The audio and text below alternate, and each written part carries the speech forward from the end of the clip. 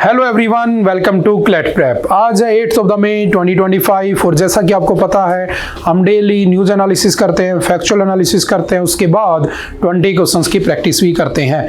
तो चलिए उसी सीक्वेंस को कंटिन्यू करते हैं। आज का पहला क्वेश्चन हमारे सामने, section 45 of the PMLA primarily deals with the which of following aspect. आज हमने एडिटोरियल में डिस्कस किया था कि जो prevention of money laundering act है 2002 में आता है, उसके बाद उसका जो सेक्शन 45 था उसमें थोड़ा सा अमेंडमेंट कर दिया जाता है, जिसमें जो बेल लेने की जो कंडीशंस थी उनको थोड़ा टिपिकल बना दिया जाता है, जिससे लोगों को बेल मिलना मुश्किल हो जाती है और उसका मिस यूज करके बहुत सी जगह पर सेंट्रल गवर्नमेंट के द्वारा बेनिफिट भी लिए गए। ऐसा मेरा नहीं, सुप्रीम कोर्ट का कहना है। तो उसको चेंज करने की अब अपील की जा रही है कि उसमें थोड़ा चेंजमेंट होना चाहिए।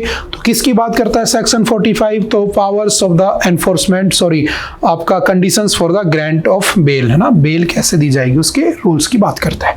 ठीक है, इसमें जो प्रूफ ऑफ बर्डन होता है बेसिकली वो अक्यूज्ड पर होता है। ठीक है, कि उसको प्रूफ करना है कि कैसे वो इनोसेंट है, तभी बेल मिलेगी वरना नहीं मिलेगी। तो थोड़ा सा डिफिकल्ट बना दिया उसको और कुछ नहीं। Next, what was the name of the Pakistani military operation? जब हमारा 1965 में पाकिस्तान के साथ लड़ाई हुई थी तो उस 1965 वाले पाकिस्तान वाले वॉर में उस समय प्राइम मिनिस्टर कौन थे? लाल बहादुर शास्त्री, है ना। तो उसमें कौन सा ऑपरेशन पाकिस्तान ने किया था? तो पाकिस्तान ने किया था, याद रखना, operation Gibraltar. Option number C is the right answer.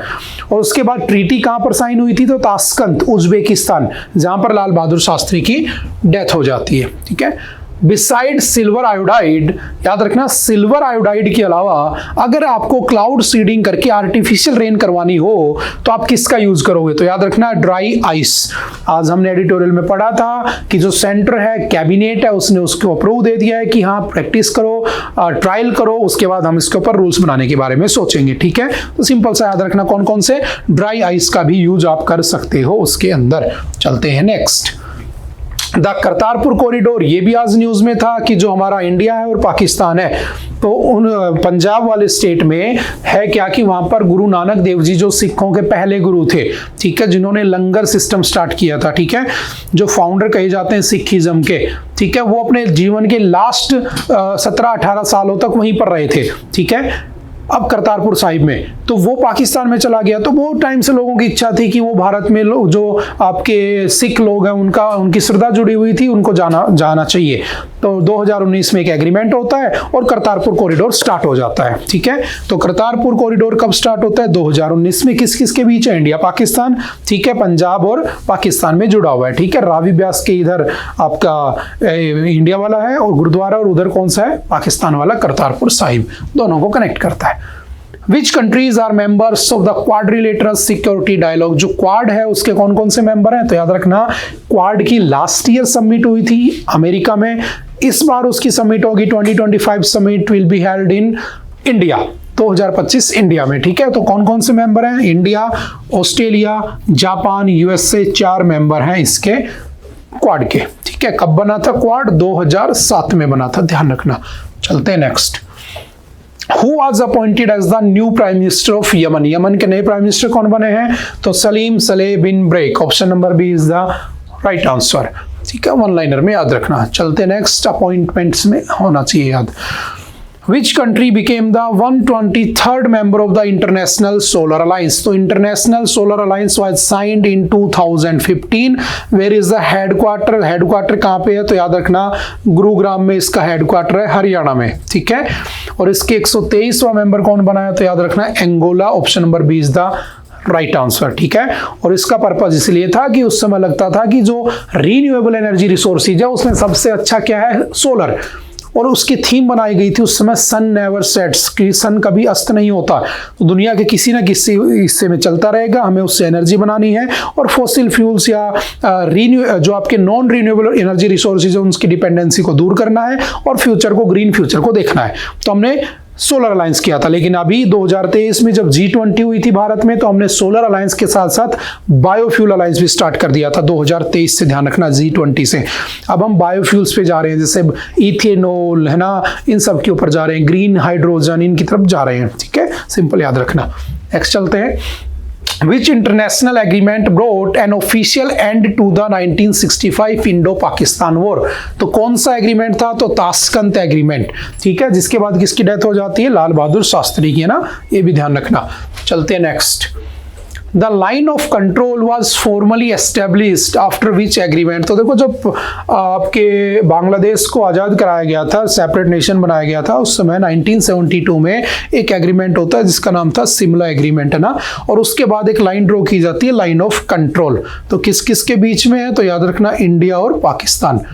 और एक्चुअल में समझना, मैंने कहा था आपको, एडिटोरियल में भी हमने पढ़ा था कि पंजाब वाले रीजन में, राजस्थान वाले रीजन में हम कहते हैं इंटरनेशनल बॉर्डर, जम्मू कश्मीर वाले रीजन में हम उसे क्या कहते हैं? एलओसी। क्यों कहते हैं? क्योंकि उस समय एग्रीमेंट ये कहता है कि जो जहां है, जैसा का जैसा, ठीक है, जो का जो वहीं पर रुक जाए। तो जितना हिस्सा उन्होंने कब्जा लिया उनका, जितना हमने कब्जा लिया हमारा, उसे क्या कहा गया था? कौन सा? आपका सिमला एग्रीमेंट। और अभी पाकिस्तान ने इस वॉर के बाद कह दिया कि हम उसको नहीं मानते, हम उसको कैंसिल भी कर सकते हैं, ठीक है। Option number is the right answer. The LOC passes through which of the following regions? कौन से रीजन्स में LOC? तो याद रखना, आपके Jammu and Kashmir. Option number B is the right answer. The Kartarpur corridor connects India with which religious site in Pakistan? किस religious site से connect करता है? तो याद रखना, पाकिस्तान में करतारपुर है, इधर कौन सा है? तो याद रखना, गुरुद्वारा दरबार साहिब, ठीक है, ये है आपकी रावी रिवर, इधर बना है करतारपुर, इधर बना है आपका गुरुद्वारा दरबार साहिब, दोनों को कनेक्ट करने वाला क्या है? करतारपुर कॉरिडोर, जो 2019 में बना था। अभी युद्ध के टाइम पर लड़ाई को देखते हुए उसको क्लोज कर दिया गया है। In which Indian state is the Kartarpur corridor located? तो याद रखना, करतारपुर कॉरिडोर कौन से स्टेट में है? तो पंजाब से कनेक्ट करता है, simple. Option number A is the right answer. चलते हैं next. The total length of the Kartarpur corridor is approximately, तो 4.5 किलोमीटर के आसपास बना हुआ है, ठीक है। Next, Who was the founder of the Sikhism and the first Sikh Guru? ये भी हमने डिस्कस किया था एडिटोरियल में। पहले गुरु कौन थे जो फाउंडर कहे जाते हैं? गुरु नानक देव जी, ठीक है, Guru Nanak Dev ji was the first and Guru Govind Singh was the 10th। और उन्होंने कहा था, गुरु गोविंद सिंह जी ने, कि मेरे बाद कोई गुरु नहीं होगा, और जो उनकी जो बुक है, होली बुक है, होली स्क्रिप्ट, उसी को गुरु मान लिया गया, गुरुवाणी को, ठीक है, सिंपल सा याद रखना। Which Sikh Guru compiled the आदि ग्रंथ, the sacred scripture of the Sikhism? जो आदि ग्रंथ है ना, गुरु है ना, उसको क्या मान लिया गया? किसने कंपाइल किया था? तो याद रखना, गुरु अर्जन देव ने उसको कंपाइल किया होता है, सिंपल वन लाइनर में याद रखना। Who was the 10th and the last human guru of the Sikhs? तो लास्ट कौन से थे जिन्होंने खालसा बनाया था? तो याद रखना, Khalsa 13th of the April 1699 को बनाया गया था। किसने बनाया था? गुरु गोविंद सिंह जी ने बनाया था। Option number C is the right answer, simple one liner में ध्यान रखना। Which Sikh guru established the city of Amritsar? तो अमृतसर किसने बनाया था? तो याद रखना, अमृतसर बनाने के लिए जो जमीन थी वो किसने डोनेट की थी? तो वो जमीन डोनेट की गई थी आपके अकबर के द्वारा, है ना। अकबर एक कैसा राजा था? सेक्युलर टाइप का। आपको पता होगा, अकबर ने एक नया धर्म बना दिया था, दीन ए इलाही, और उसने एक इबादत खाना बनाया था जहां हिंदू भी पूजा कर सकते हैं, मुसलमान भी।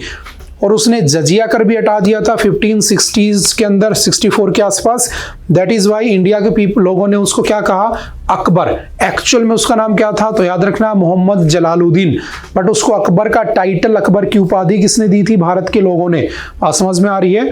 और उसने कौन सा धर्म बनाया था? दीन इलाही। उसका पहला अनुयायी, पहला फॉलोवर कौन था? तो कौन था? याद रखना, महेश दास, जिसका दूसरा नाम बीरबल भी कहते हैं, समझ गए। उसी ने अमृतसर बनाने के लिए जमीन दान में दी थी, किसको? गुरु रामदास को। तो याद रखना, अमृतसर किसने बसाया था? तो Guru Ramdas. Option number C is the right answer, जहां पर गोल्डन टेम्पल भी बना हुआ है। The primary aim of the Quad, जो क्वाड है आपका, उसका प्राइमरी एम क्या होता है? तो इंडो पैसिफिक रीजन में क्या करना? एक दूसरे के साथ कोऑपरेट करके आगे बढ़ना, to ensure a free, open and inclusive Indo Pacific region. Option number C is the right answer. और इसकी इस बार मीटिंग हो रही है इंडिया में। The prevention of money laundering act was enacted in which year? तो कब आता है PMLA? तो याद रखना, PMLA आपका आया था 2002 में, ठीक है। उसके बाद चलते नेक्स्ट।